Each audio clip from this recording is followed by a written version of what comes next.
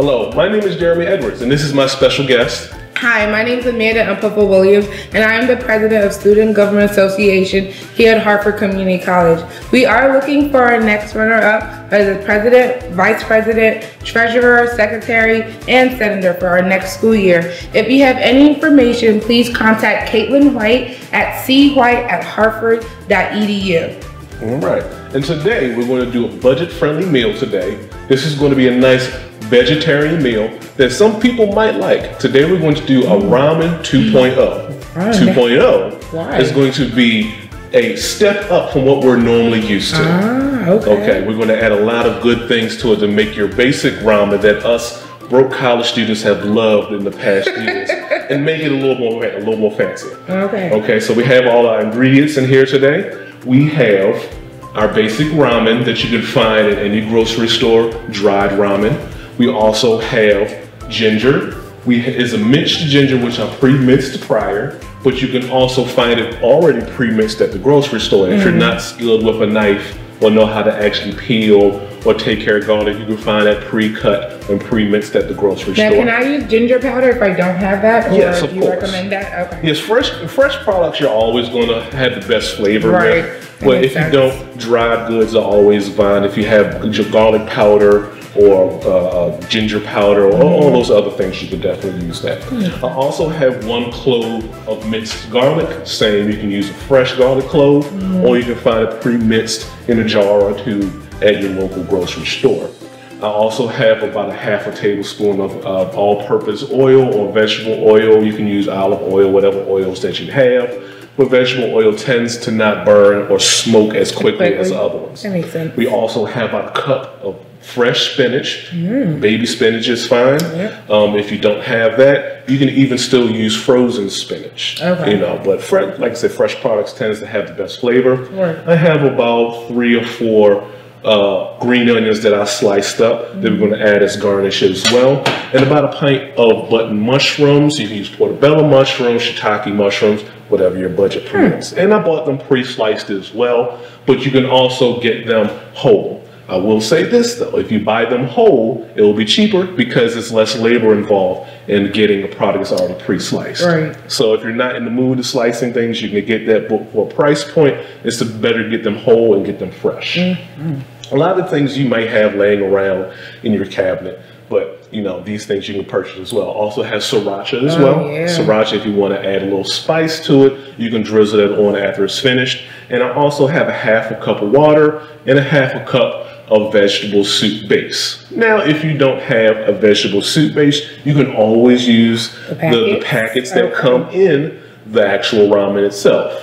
Depending on the flavor profile that you're looking for, if you like beef, if you like shrimp, if you like whatever flavor it comes in, you can utilize that. But if not, you know, I do have some vegetable soup base lying around that I can use. So we're going to get started.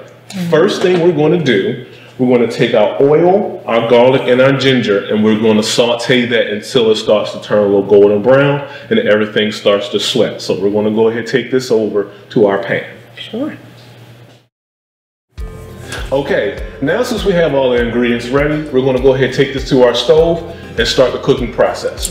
So what we're going to do, we're going to take our oil, our ginger, and our garlic and start the saute.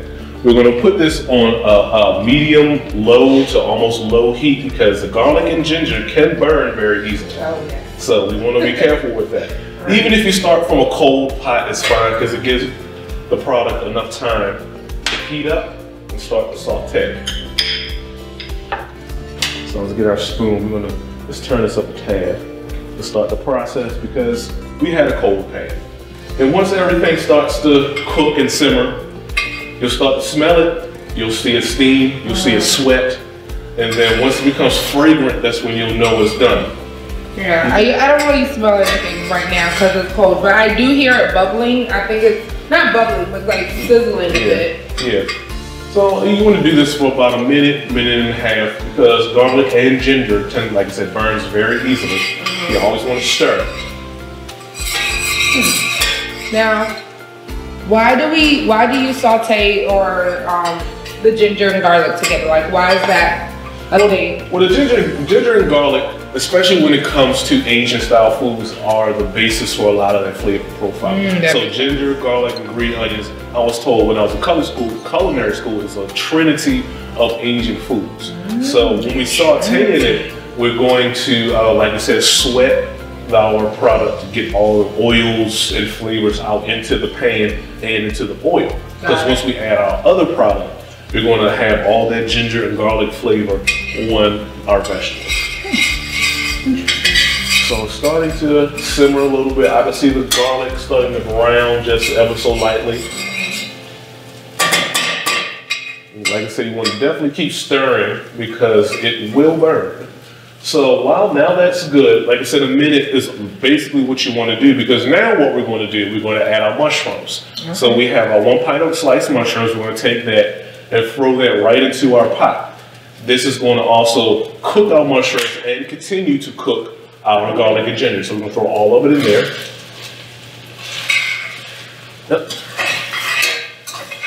And you want to stir that around as well, because now you're going to coat our mushrooms with the garlic, ginger, and oil that's in our pan. Now it looks a lot right now, but I know mushrooms normally shrink. Yes, mushrooms will shrink. Mushrooms going to shrink in size, and mushrooms will also create its own water. So you're going to get a lot of that mushroom essence in your broth, because you know with ramen, the broth is going to be the main focal point of the dish as well. So all that essence from the mushroom, the garlic, and ginger, when that sautés together, is going to make an excellent flavor base for our product. Got it.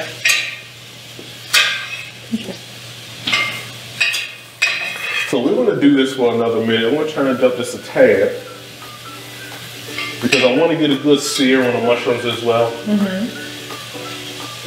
Get a good golden brown color. Now, how long do you take? Do you stop when you see the mushrooms shrinking a bit, or?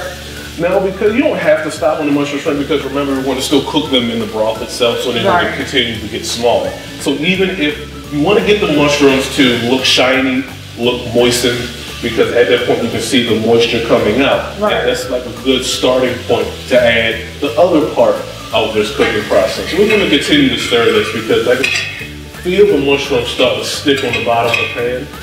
And like I said, we definitely don't want to burn our ginger and garlic. And I can start smelling the garlic now. Yes. Yeah, definitely start smelling the garlic. I can smell the ginger a little bit too. It's okay to leave the product unstirred for a few seconds or so, but always remember to go back, and always remember to scrape the bottom of the pan just so you don't have things sticking and burning. Interesting. Yes. Now, I noticed that you have the square packets for the ramen. Is it okay to use cup noodles? Like break it apart, or do you recommend using? You can use whatever ramen or noodles you have. Even if you have spaghetti pasta, you can still use that.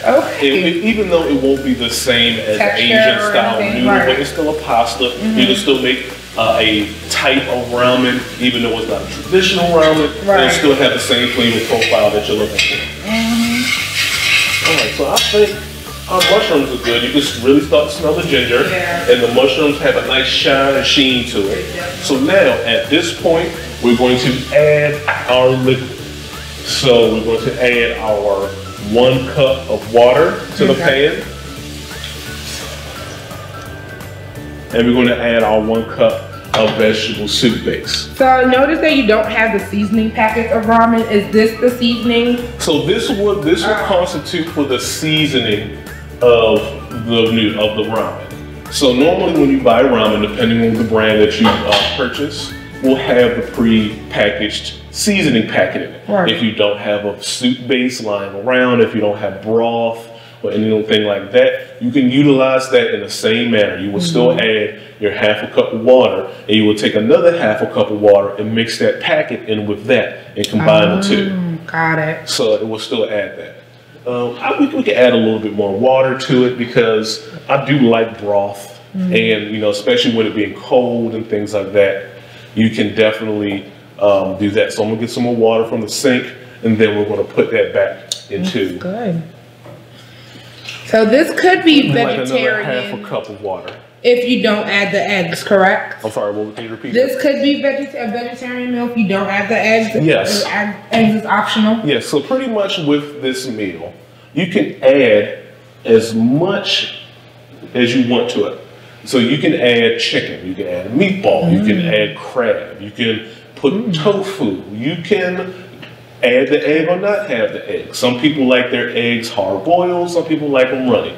You know, this is more or less of a base of a recipe, and you can always add to it. Sure. See, myself, I would probably add maybe some sliced chicken breast to it, or maybe some Thai basil, you know, or you fancy with fancy, you know, maybe some bean sprouts or something, you know, something of that nature. So now at this point, now since we have our broth in here, we're going to try to bring this into a boil. Because at this point, we're going to add our noodles, and we're going to have boiled that in with everything that we have in here. Got it.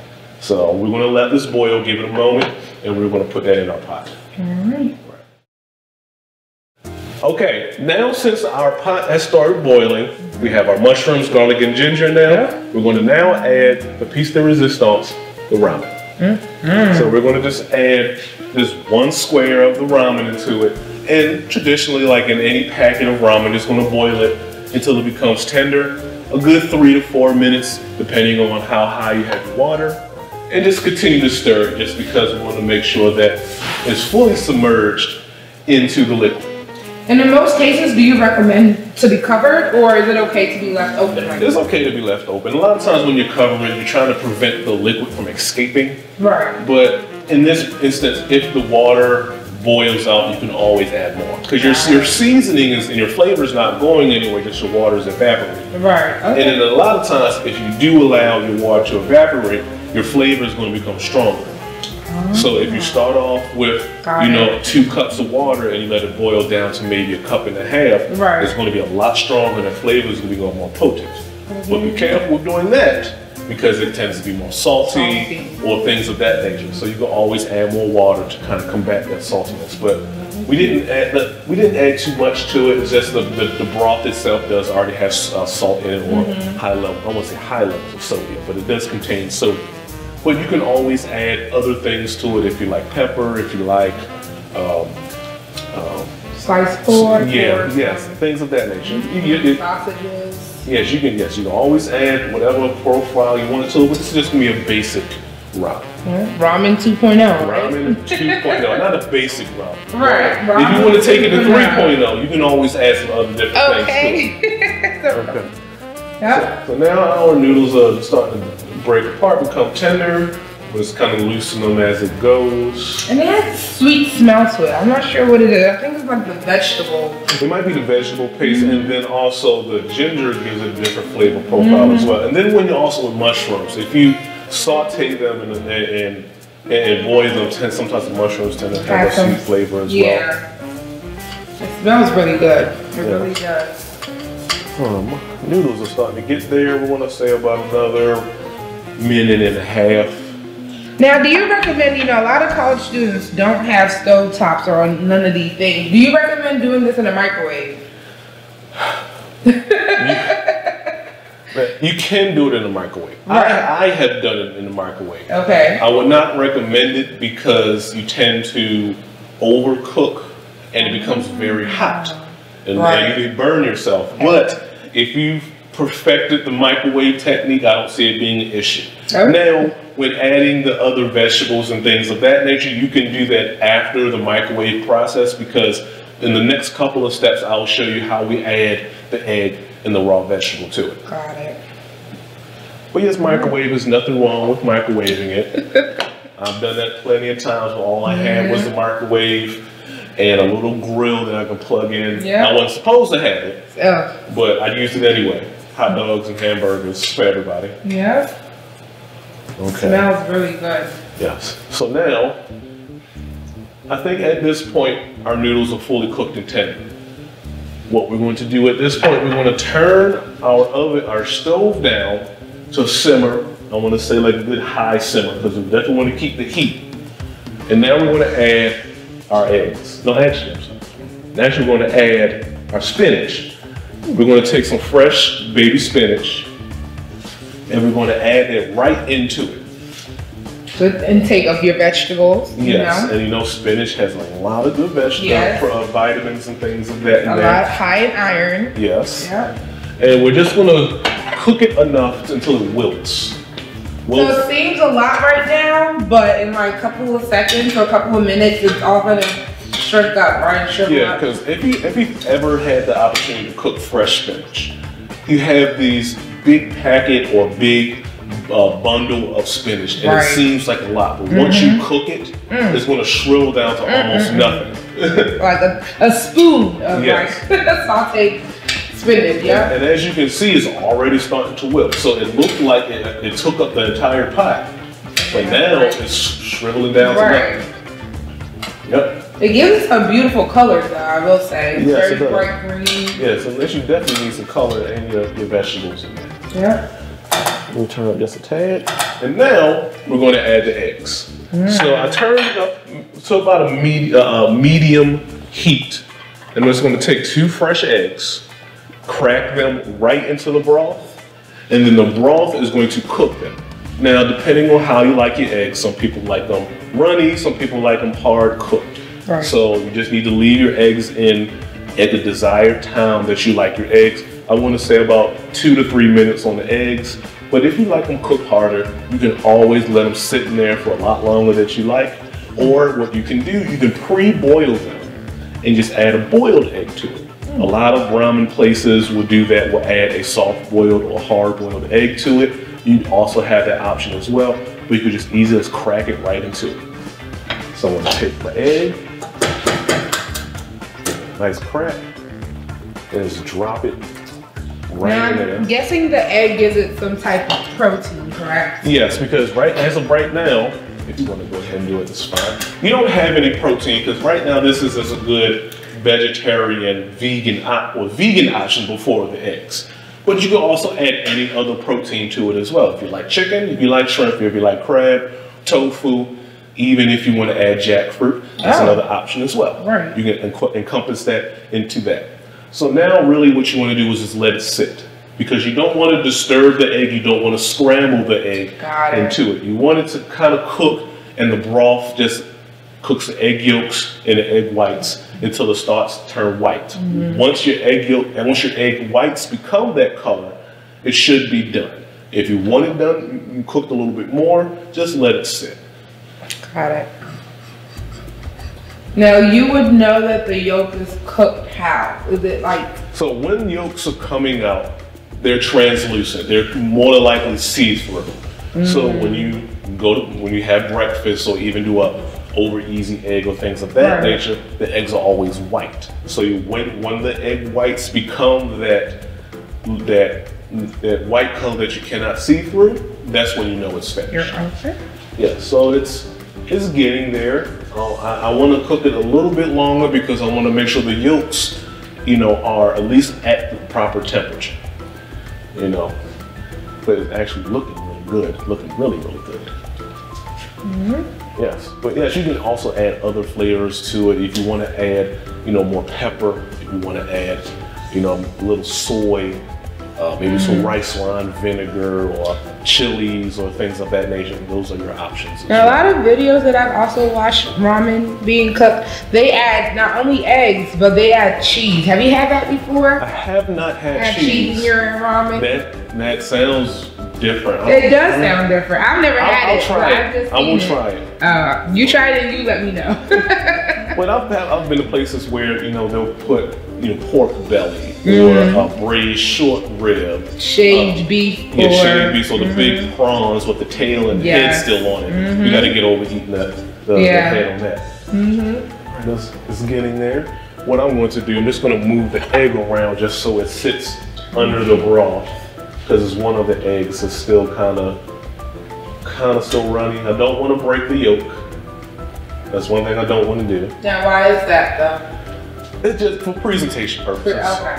Because you want to kind of give the consumer that options of breaking that yolk open. Got it. And even if the yolk is a little runny, the heat from the broth is going to cook it. So it's going to actually thicken your broth and give it a little hardiness to it as well. Right. So that's, you know, what this recipe kind of does. Like, eat that egg, even though it's still a little runny. You know, when you break it open and you stir it and you eat it, like I said, there's give it more texture, more hardiness to it. And like I said, it's still safe for consumption because the heat from the broth is just going to cook that egg all the way through. Eggs are kind of finicky like that. You got to be careful with cooking it because you don't want to scramble it in some dishes. You don't want to overcook it, just like when you're making cakes or something and you put an egg in it. You want to put it in a cold batter because you put it in hot batter, you can scramble your eggs. And that's not what you want. And that's not what you want. Exactly. Exactly. Oh, that smells good. It looks pretty good though. I want to say about the 30 more seconds because I want to make sure that top part of the egg is cooked. And then once that's done, we're going to get to the plating of it. It's going to be awesome. Okay, so now since we finally got everything up to a boil and our eggs are at least cooked to the temperature that I desire, I'm pretty sure you like your eggs that way as well. We're going to now start plating. So at this point, we want to get our noodles and our vegetable out first. Use our tongs, so probably the best bet. And let's go ahead and get that into the bowl. I'm going to try not to break the egg because I want to lay that egg right on top. Get some of the mushroom, get the noodle.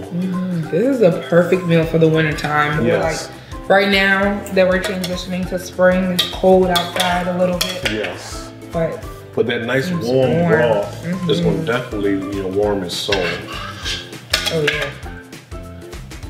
Get some of the noodle, mushroom, that good spinach. Yeah, it looks like there's barely any spinach left after all the because spinach you just wilt it down. Yeah. Scoop out the egg. You can see how the egg looks. Oh, that does look fair. Like looks like it likes poached in the broth. Now I've never had poached eggs in my noodles. This is definitely ramen 2.0 for me. And get some of that good broth, right? And that vegetable. Yes, you can smell it too. Oh man. Yes. Something about it's the ginger and the garlic. Yeah, it's giving me life right now. It's doing something. Right. Then final step, we're gonna garnish it with some nicely sliced green onion. They give it that good oniony punch and crisp and stuff. Little right here, Just a little bit like that. Hey. Okay. You know, lime. You know, some people like to garnish it with the lime because it gives the savoriness of that. It gives it a tang and tart. So you can also add lime to it if you so desire. And for those adventurous people, you can also add some spicy chili sauce. You know, I like my chili sauce. I'm just gonna drizzle that ever so generously on top. Not drench it now. You just gonna. But see, I like spice. I like to sweat a little bit. Just pat my forehead just ever so gently. And here you go, the finished ramen 2.0. Look at that. Yes.